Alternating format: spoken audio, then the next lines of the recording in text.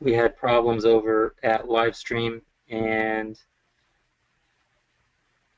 looks like we have 60 minutes here to get this webinar done. So I'm going to have you guys leave questions for the end. We'll do Q&A at the very end, and then I'll be happy to answer your questions as we go along. So let's get started. So let's talk about volume. As you guys know from the pre-flight checklist, there's certainly a number of indicators that you always need to go through, and I highly recommend watching, if not re-watching, the pre-flight checklist webinar, which I discuss all the critical components that are required to,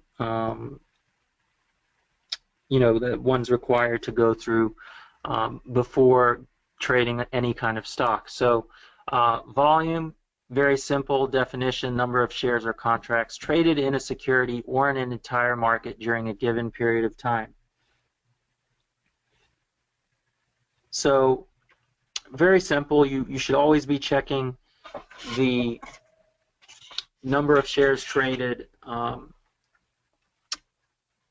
of a stock, whether it's in the pre-market, after some news has come out. Obviously, you always want to go back to the longer-term charts, the 100-day, 200-day, 1-year, 2-year, 3-year, 5-year, 10-year charts, as we always talk about, to see the historical nature of the stock in terms of its trading volume. And volume really is critical when it comes to determining whether a stock is tradable or not. So let's talk about the ABCs of volume. Ideally, you want to focus on penny stocks with above average volume of 1 million shares or more traded per day, and typically this will be far above the average shares traded for any particular penny stock. So the stock's obviously up for some reason, whether it's earnings, whether it's a contract, whether it's sector hype, or a pump, etc., etc. And I go over all of that stuff in the pre-flight webinar. So really, this is volume goes hand in hand with everything else that we talk about. So very important to look as I will stress over and over at the historical charts to see if a stock has had volume and can spike significantly, as we talk about in terms of former runners. So it must have a history of spiking, 100% or more ideally, and traders remember stocks that have run in the past, and you don't want to get yourself stuck in a stock that is not liquid. So pretty simple stuff here, guys, but believe it or not, many newbies get involved in stocks that are just not very liquid, and we'll talk about it later, but sometimes stocks are volatile, however they're not very liquid. And even with a volatile stock, you have to really eliminate certain candidates from trading because of the volume, and I'll talk more about that in a little bit. We'll go over some important charts.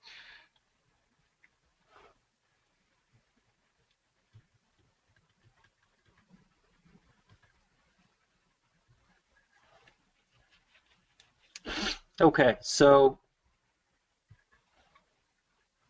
low volume stocks are not good risk reward unless swing trading for many days and weeks. Pretty self-explanatory. Again, don't get stuck in a low volume stock that's only trading 300,000 or 400,000 shares in a day. That's just not enough volume to really take a sizable position. And the last thing you want to do is get stuck in an e-liquid stock. So let's talk about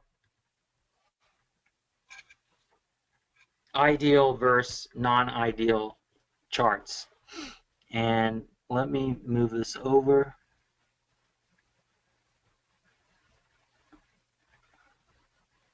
All right, so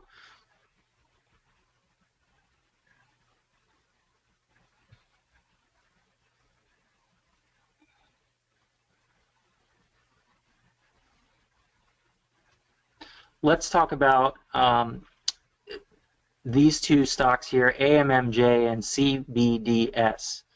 And as you guys know, the marijuana sector was a super hot sector during the past couple of months, and you can see the run-up started in September. And we'll have a side-by-side comparison. You can see this is AMMJ, actually a stock that Tim had bought this morning. I guess it was yesterday, and you know, it's really, the run-up started in September. You can see that also on CBDS, the run-up started in September here as well. Both stocks had pretty good volatility, but you'll notice here on AMMJ, look at the volume. The volume increased gradually over during the run-up, and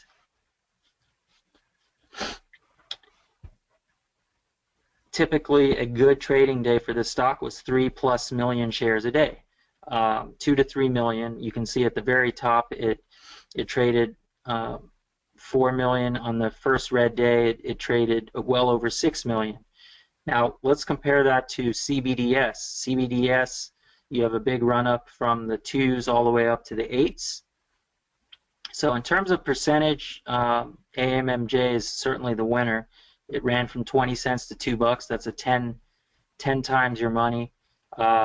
CBDS ran from 2 to 8, so it was roughly a 300% winner from the run-up, from the beginning of the run-up to the top. So once again, both quite volatile, but understand that AMMJ is far more liquid, and you can take a far more sizable position. And you know, let's say you're buying the breakout here at $1, a key whole number after the stock's consolidated for many days, and you know, you had a 50% win in 2 days. And you could certainly have bought CBDS in the 4.50 to 5 range and held it all the way up to 7 or 8, but look at the volume. The volume was only a few 100,000 shares, and it's just not going to trade a very tight spread, and it's hard enough to get executed in the bulletin boards, and you really need to choose the plays that are most liquid. And AMMJ is a good example of a stock that, you know, has the volatility, but also the volume and the liquidity to take a sizable position. So pretty self-explanatory here. Make sure that you're looking at these indicators before trading. Here's another one, ideal versus non-ideal volume charts. We're looking at 2 biotechs here, and biotechs have been very hot in the past few weeks and months, and you can see that these charts actually look pretty similar. September, you had a big run, followed by a big drop, followed by a big run-up. Same thing here on AST. You had the big run, gradual fading, and then a bounce right back up to brand new highs. The difference is, apart from the fact that CARA was an earnings winner and had a good a nice bounce off of the bottom here in the sixes. The volume really tells the story here, and you can see that the initial run-up had very good volume, trading well over 1 million shares a day for a large part of that initial run-up.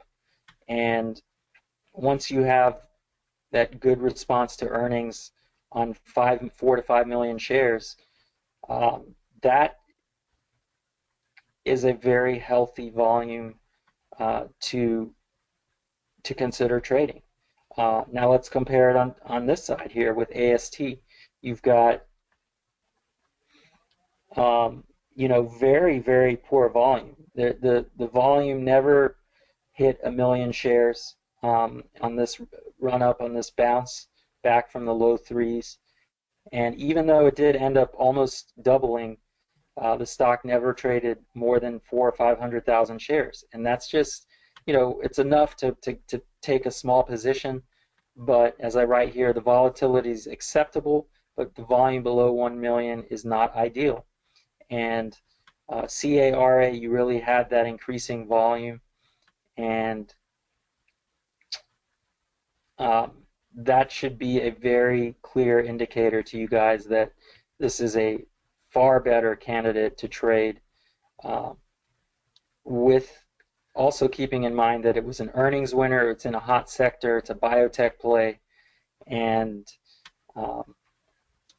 all the indicators that we typically look at, as I discussed in the pre-flight checklist webinar, really fit the picture, so to speak, in this case. So CARA clearly a very, very good candidate to buy and ride all the way up. Certainly wouldn't have held it for this many days, but you can buy the first day of the bounce, hold it for perhaps a day or two, and this thing bounced from 6 to 9, which is a 50% run in 3 days, and the volume really tells the story here. So again, really focus on this incredibly important indicator. So let's talk about another couple of charts. These are two more biotechs, AUPH and CRIS. AUPH, all of you guys that have been trading for the past few months, if not longer, should know this stock very well. And it initially ran from $1 to $2.50, going back to the mid-August. Then October, it had the big run and squeezed all the way up to $5.75. But the important thing here to note is that it had 2 trading days of 30 million shares. That, to me, that tells me that this is a very, very liquid stock. Traders will remember it. It's volatile. It ran from 2 to 6 in just a few days, and when the biotech sector started bouncing, this was a great candidate to consider buying. And the volume doesn't look that healthy going back to November, the early to mid-November. However, it was still trading 2 to 5 million shares in this run-up, and you can see that this big wick here was the dead top. I was shorting it on that day and covering it the following day, and now you can see that it's really faded back down. So the volatility was there. It had a historical volume that was very good and very healthy, and we compare that to, or contrast that to CRIS, which never really traded more than 1.5 million shares, apart from this one big volume bar here. So CRIS, if you look up the float, as you should be doing for any and every stock that you consider trading, CRIS has a much bigger float, and thus it will require uh, a significant amount of volume to really move the stock, and you can see that it moved from $1.80 to 360 at the top, or 350, call it. But look how many days it took, and the volume never really broke out of its normal range. So I think it's pretty crystal clear here that CRIS, even though this was you could say a technical breakout through 2, you would have had to have held it a week and a half, 2 weeks just to get to 250. And yes, if you did hold it, you would have had some nice profits. But look at the chart on AUPH and remember that you could be focusing on a far better setup because of the volatility, because of the volume, and the catalysts as well. So very important for you guys to choose the right stocks to trade, and a lot of you guys focus on plays that are not that volatile, and it's even worse when, you know, it's bad enough to focus on stocks that are not volatile, but when you have plays that are far better and you're missing out on those other plays, that makes it even all the more you know, frustrating because you're not focusing on the right ones. So I can't stress that enough to really look at the volume, see if it's had big spikes on unusual, or should I say, you know, exceedingly high volume days, you know, that are well outside of the normal range of the trading volume for that particular stock.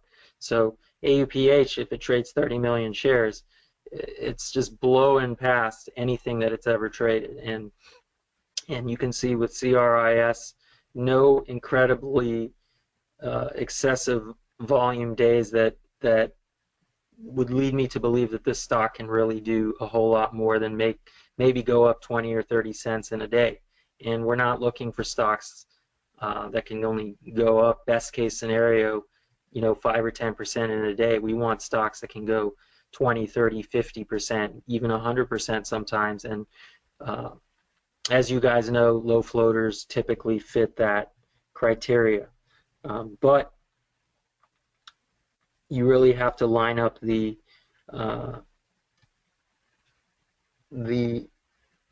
different indicators that I talk about in the pre-flight checklist, and then use that in combination with the volume to really figure out what the best plays are.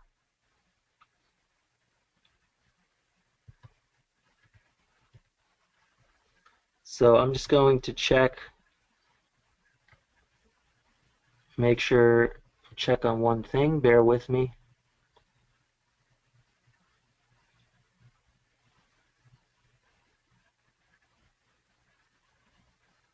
All right, so let me go ahead and make this full screen. I apologize if you guys, and I will go ahead and share this PowerPoint presentation with you guys afterwards. So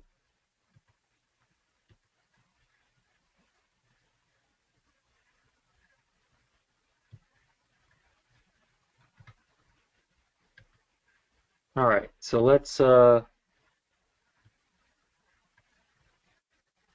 get back to the presentation. Once again, for those of you joining in now, please write down your questions. I'll go over them at the end of the presentation so we can just get through everything first. So we talked about ideal versus non-ideal volume charts. Let's talk about classic newbie mistakes. I go over a number of your watch lists for challenged students who email me, and so often you guys are looking for stocks that perhaps are looking to break out and are, you know, somewhat volatile, but you know, they're just too slow. They're moving far too slowly, and they're not candidates to really consider trading. And you can see that CVEO here is a biotech.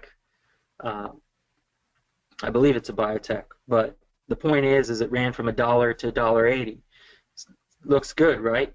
Well, the most it ever really moved was 20 or, you know, looks like 15, 20 cents, 15 or 20 cents in one day. And that's just not acceptable. That's not enough volatility. A newbie might look to buy the breakout of 180 and sell it in the twos. But remember, this chart, I don't have the longer term chart, you know, going back to several months before this, but the odds are is that it's probably going to find resistance in the low twos. Is this a stock you want to really trade?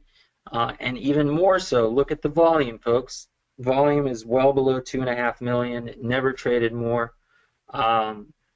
Even in the prior 6 months, never really did anything. And there's nothing in this chart that really would lead, nothing that really leads me to believe that it can spike 30 to 50 cents, maybe $1 a share. And that's probably because the float is very large. It's a stock that's not very heavily traded. It's not a former runner.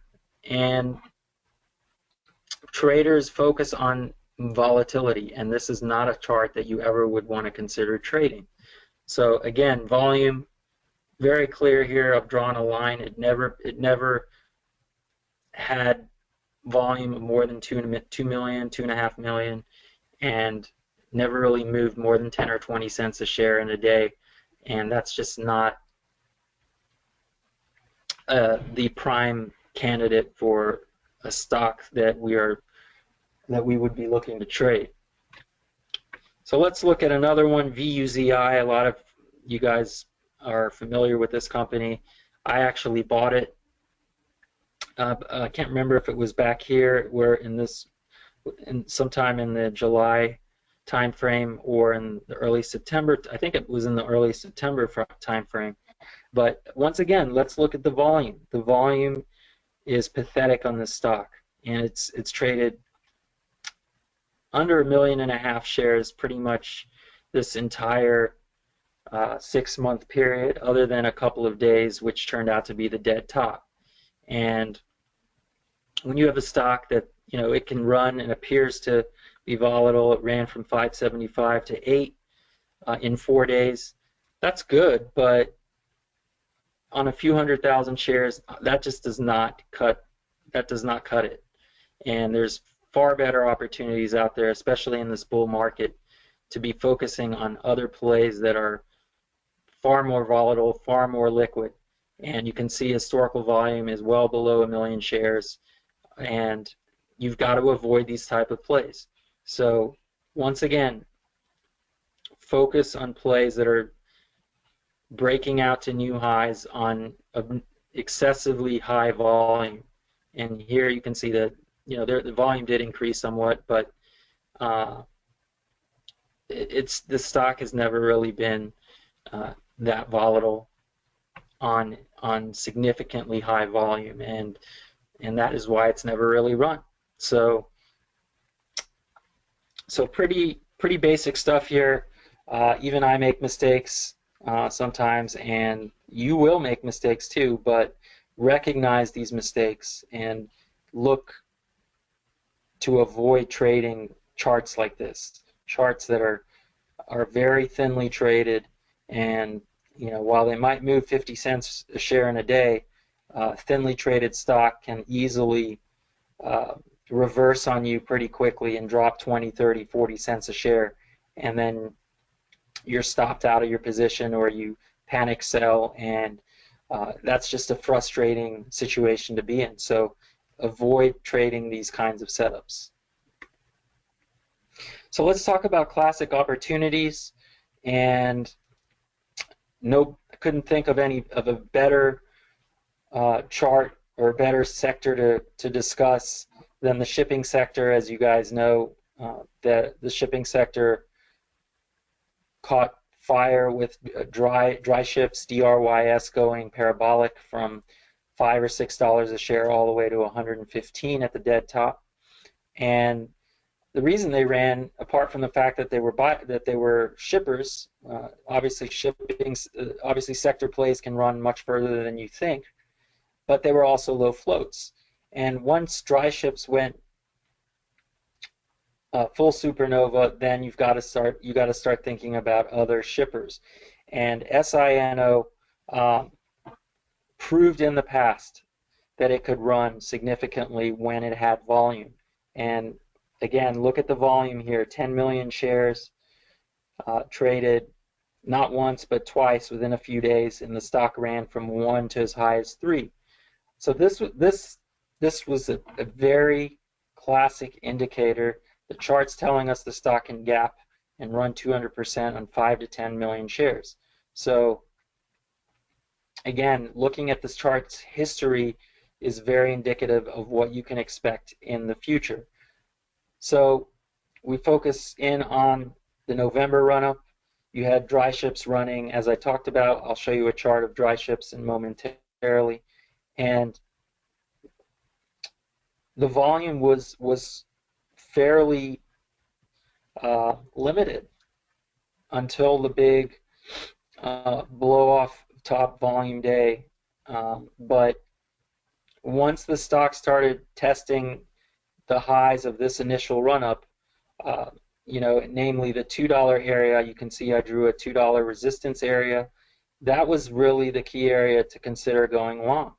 And the risk-reward was fantastic, buying it in the twos. The worst is you maybe lose 20 cents a share, with the upside of making $1, $2, $3, $4 a share. Nobody expected this thing to go to as high as 13, but understand that history is on your side, and you'll often hear Tim talk about being a glorified history teacher.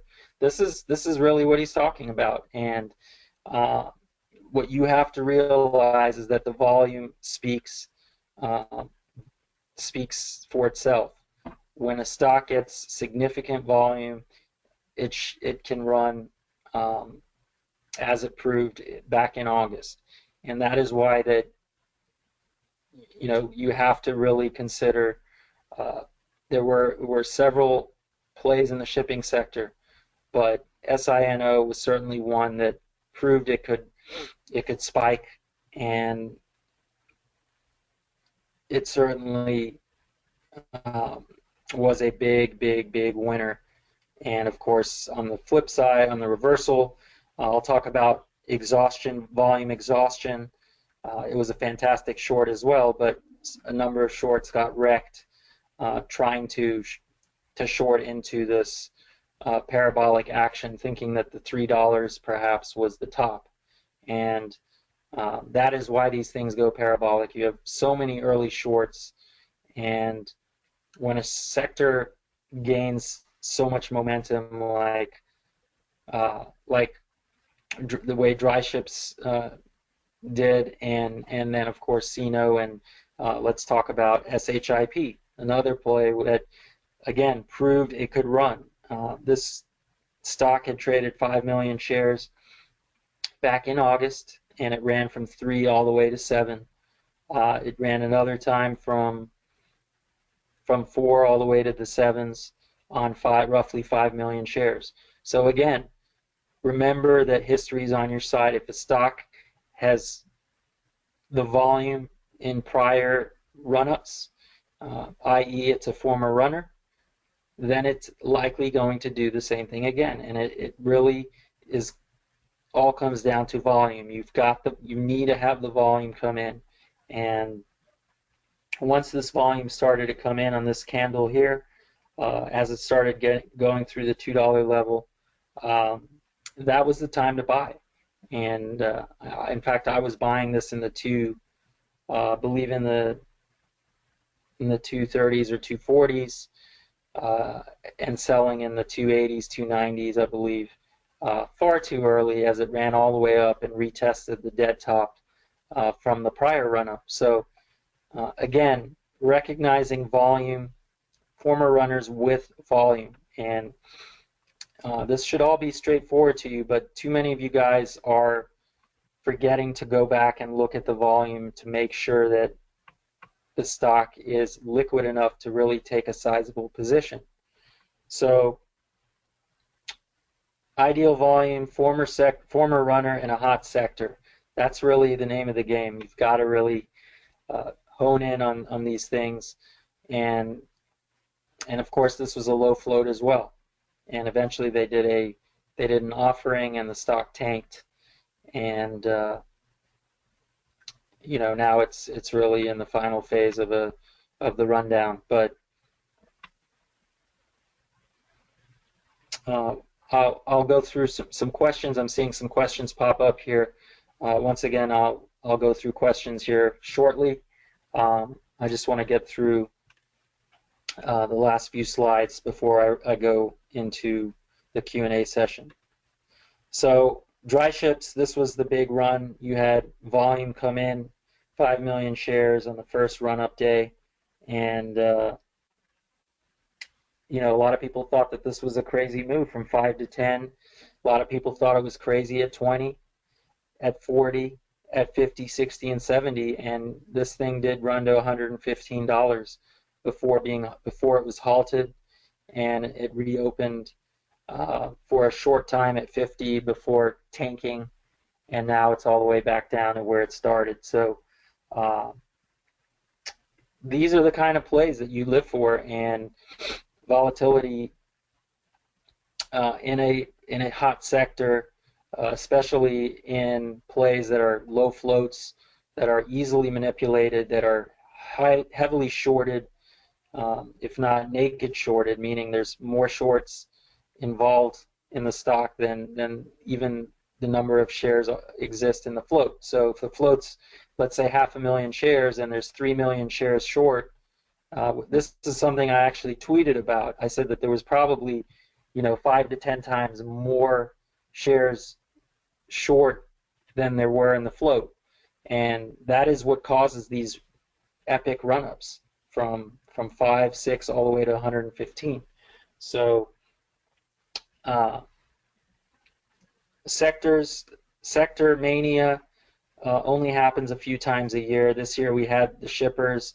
We've had biotechs running, obviously not to this extent, but biotechs were hot. You had the marijuana sector, and using these indicators that I talk about, the volume indicator is very, very important when deciding which plays to choose, which plays to trade.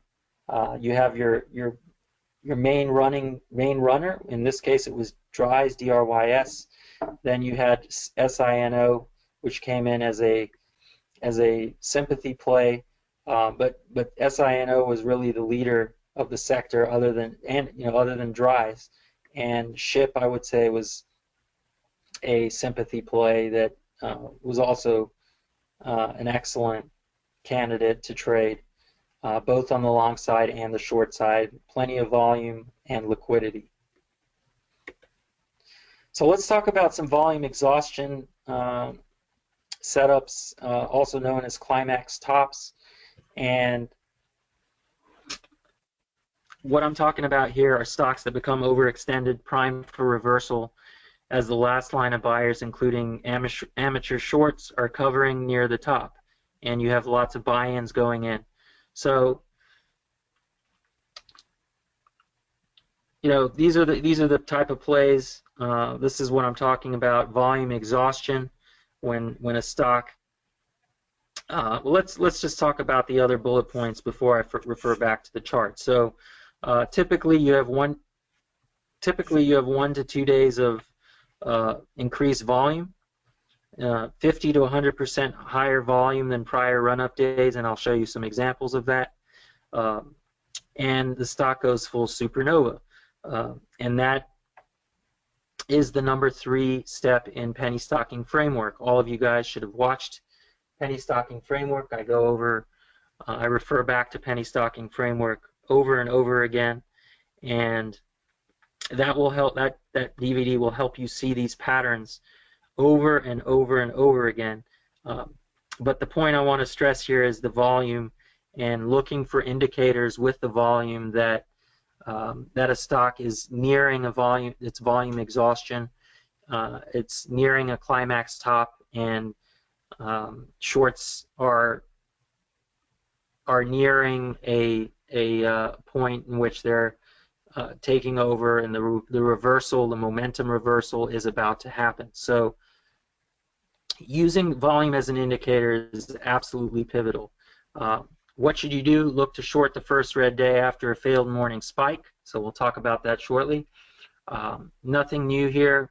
Again, this is bread and butter strategy from Tim's Penny Stocking or Penny Stocking Part 2, amongst many other DVDs.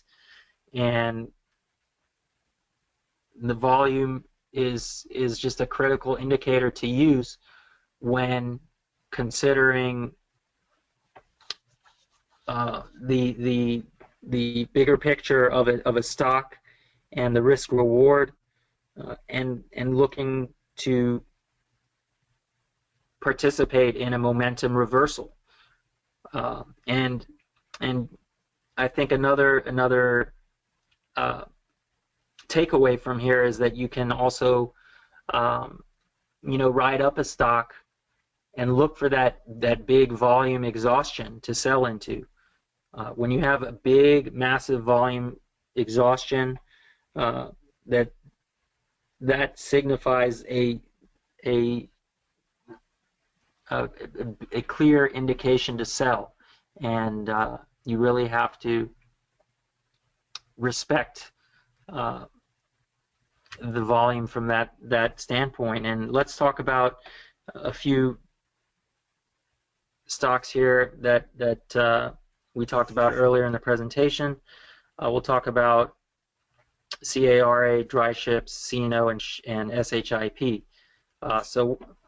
So again, let's look back at the volume. You can see that the volume surged on the 14th and the 15th to 10 million. You can see that it doubled the volume from the prior 2 days, and everyone thought again that this was the dead top, but it did manage to squeeze up to 115 the prior day, but the volume was not really there because of the halt. And the important thing to note here is that you would not want to ever be long into a parabolic move like this, because even though it did go to 100, anybody that was long from the 60s or the 70s, even the 50s, they were not able to likely get out in time once the stock unhalted. So again, using volume as an indicator, the volume doubled from 5 million to 10 million. It had 2 days of excessive spiking, and that was a clear indicator that you should be looking to get out if you were certainly looking to get out if you were long, and then getting ready for the short side as well. In this case, it was extremely dangerous because because of the volatility in the pre-market and the ability of these kind of plays to gap up or gap down. So let's take a look at SHIP. Again, you can see the volume hit 12 million, which was 5 times the prior volume day. Looks like on the 14th. So it looks like it did roughly 2.5 million the prior day, and then it did 12.5 million. And when you have a stock that does excessive volume like that, again, it's going to take. It's just not reasonable to expect a stock to go higher after an exhaustion day, a volume exhaustion day like that. Does not mean that it can't go higher, and it did go higher. It gapped up, but the following day, you can see that. Okay, so actually I'm getting a little bit ahead of myself. So we had two exhaustion days. One was 12 million, one was 10 million. So in this case, you had the two volume exhaustion days, and then we get back to what I was saying earlier. It's very tough for a stock to continue spiking on this kind of volume, and this is what happens after all the early shorts and the late momentum buyers are they're running for the doors at the end, and then you have the first red day, the fail morning spike, and this is a clear short after two big volume exhaustion days. SINO really only had one volume exhaustion day, and but it did have a massive gap. And if you were long from the prior exhaustion from this day, anywhere between the fours, in the fours, fives, or sixes, this stock, offered a very nice win if you held it overnight. Obviously, it gapped up tremendously, but the point is, once again, it had that volume exhaustion. It never traded this many shares, didn't even come close in the prior run-up. And again, use the volume as an indicator to really assess whether or not this is a good hold overnight or not. And typically, as I said, you get 1 or 2 days of volume exhaustion. Let's talk about CARA. You can see here,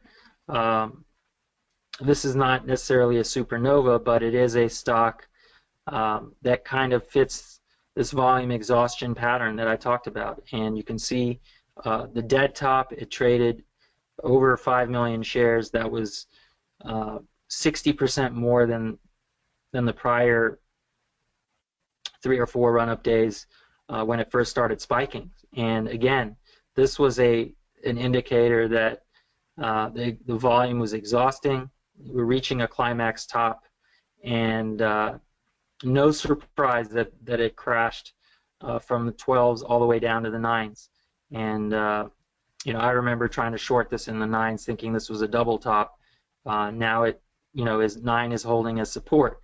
But again, this was a solid shorting opportunity on the first red day, and then a fail at the 12 area, and once again, more fading all the way back. So again, look at the volume, look for those volume exhaustion days. Typically, you have 1 to 2 of those days that exceed the prior day's volume by 50 to 100%, if not more. And that is how you can really use volume to predict the coming price action. And ultimately, you want to look for reversal patterns. And some of you with smaller accounts obviously need to focus on the longs, but some of you as well, even with small accounts, you can take small positions and look to short the first red day. So with that said, I'll take some questions, and we'll do some Q&A, and I'll be happy to pull up some charts and answer any questions you guys have.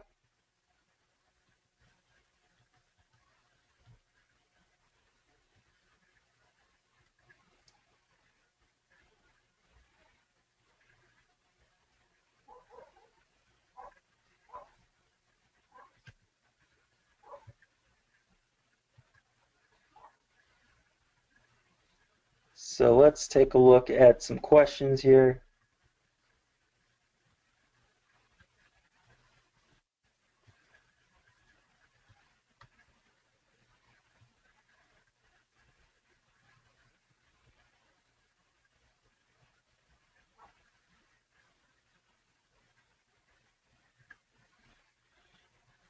Okay, so Morris was asking how we get this webinar to rewatch. We'll post it, don't worry. Ben will take care of it. So that'll be posted on Profitly. Don't worry, you'll have access to this webinar. Um, Matthew's asking about buying a stock into the close on Wednesday. Let's limit the questions to volume, guys. I really want to focus on volume here only. So if you do have questions about what I spoke about earlier, please go ahead and I'll be happy to answer.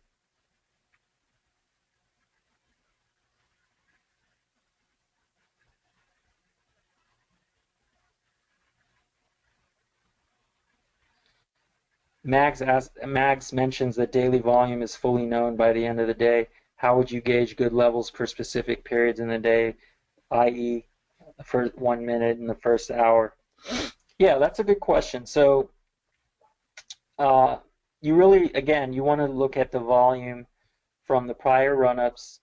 The stock needs to have had prior, um,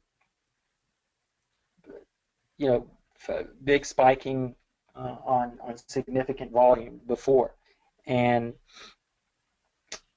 typically you will see significant volume come in the first 30 to 30 minutes of the day, and I think it's pretty safe to look for a morning spike on a stock that has the catalyst, that has a good catalyst, whether it's earnings, whether it's a hot sector, and you have to, sometimes you just have to take a chance.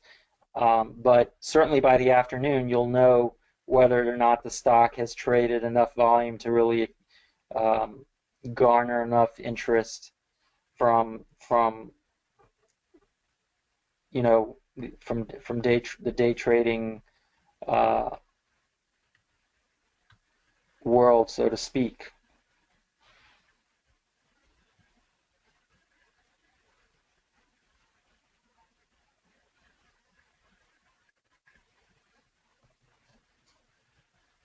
All right, so Richard McBain asked about uh, HADV. He said he had it on his watch list as a potential long and a break above 80 cents. He missed the buy. At the same time, it was only trading 100,000 shares near the market open. Yeah, so HADV, um, tough to really.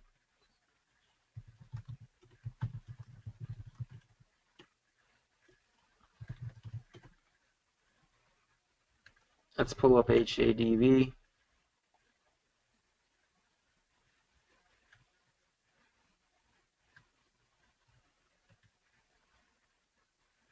Very strange that it's not coming up. I'm not going to pull up my E-Trade Pro. I don't want to risk disconnecting with the webinar, so we're just going to go ahead and look on Yahoo Finance. HADV finished at $1.30 today. But again, the volume on this play was very mediocre. It looks like it traded, okay, it traded 1.9 million shares today. So not a bad trading day in terms of volume. Yahoo Finance has been giving trouble. I'm not sure what the deal is with them today.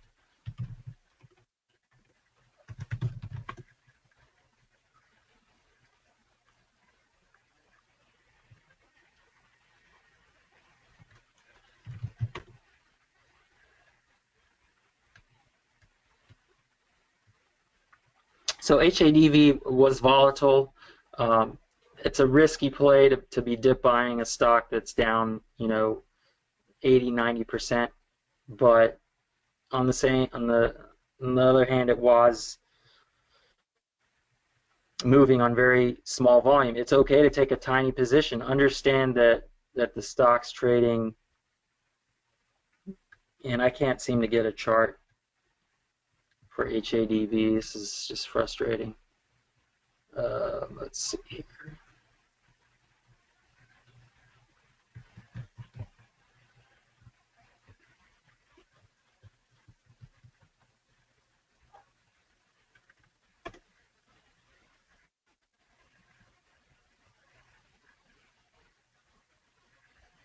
All right, so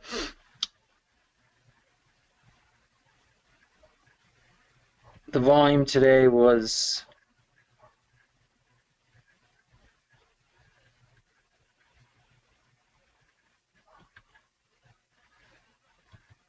we're going to try go to OTC markets, and I don't believe that they do charts.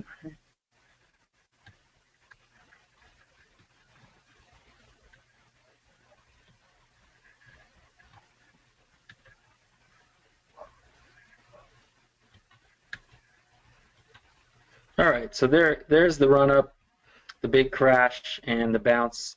It ran from 80 cents to $2, but yes, the volume was only 1.6 million, and if you're buying this, you've got to be quick. You've got to be in and out very, very quickly and meticulously. OTCs are very, very tough when it comes to execution. Even when there's significant volume, it's tough to get out, and in this case, there's very limited volume. So I don't recommend buying OTCs unless there's significant liquidity. Otherwise, you're going to get stuck. So very small positions, okay. Make sure to have your orders in. Make sure you have a broker that gets you good executions.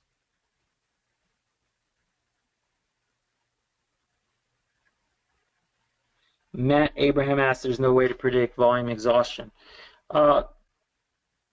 You know, it's not an exact science, but understand that if a stock is squeezed significantly on it, you know, massive volume, then it's likely to do it again. And so, especially with shipping sector, with a hot sector, with perhaps an earnings winner if it starts to get overextended, but especially pumps. Remember, Tim always talks about shorting pumps. Well, that's not a secret. It's not a secret strategy. There's certainly a number of short sellers that have been using the strategy for many, many, many years, shorting pumps, and you can expect to see some kind of volume exhaustion or some type of climax top on a pump and dump that has, you know, 1 to 2 million shares of volume traded, you know, during the run-up, because excuse me, you're going to get a number of big traders and big positions that are bought in, and typically on pump and dumps you will see some kind of volume exhaustion, like I talked about. You'll typically see 1 to 2 big green bars with volume that's 50 to 100% more than the prior days, and that would signify the end of the run-up, or near the beginning of the end of the run-up.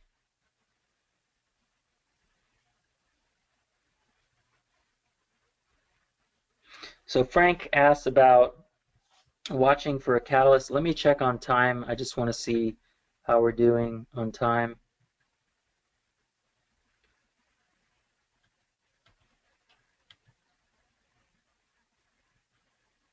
Looks like we only have 2.5 minutes left, so I'm going to answer a couple more questions, and then we can certainly continue another discussion during my next webinar. But Frank says, earlier I mentioned that we need to watch for a catalyst in conjunction with volume.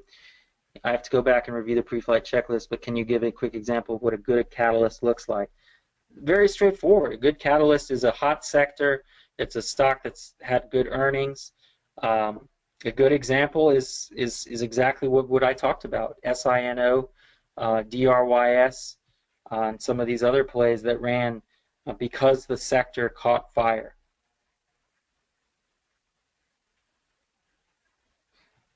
Thomas asks about scanning for volume. Yes, you always want to look at your volume. Always look at the biggest percent gainers, and then sort them by volume. If you're looking tonight for the top gainers today, and you find a stock that's up, you know, 28%, but the volume was 70,000 shares, forget it. So always look to scan the percent gainers and then sort it by the volume as well. Todd asked if there's a acceptable percentage float that I look for. How do I compare floats to current volumes? I'm not exactly sure what you're asking, but Todd, essentially you're just going to look for stocks that are ideally 10 million shares, a 10 million share float or less. It's okay if it has a higher float, certainly. There are many stocks, especially in this market, that we've seen, many stocks running 100, 200, 300%, even with higher floats.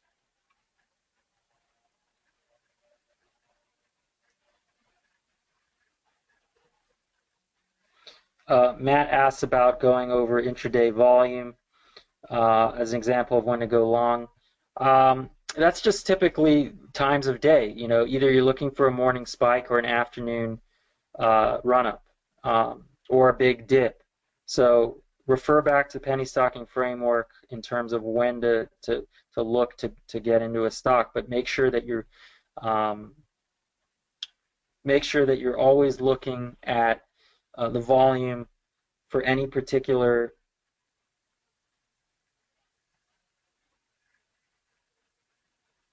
I'm not sure if we're still on or not, but make sure you're looking for any for any given stock. You're looking at every volume level for prior run-ups or the current run-up before you decide whether or not it's something that you're going to trade.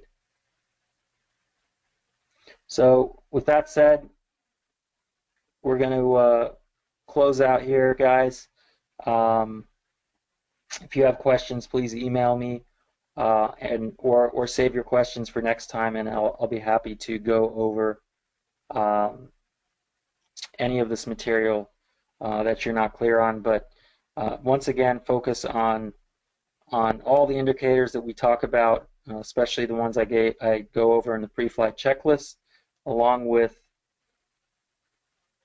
the volume indicators that we talk about and that I've stressed over and over in this webinar. My name is Tim Sykes, and I teach people to trade stocks. I am a self-made multimillionaire. So this is the ideal trade that I'm going to talk about. I want you guys to understand every single aspect of this trade.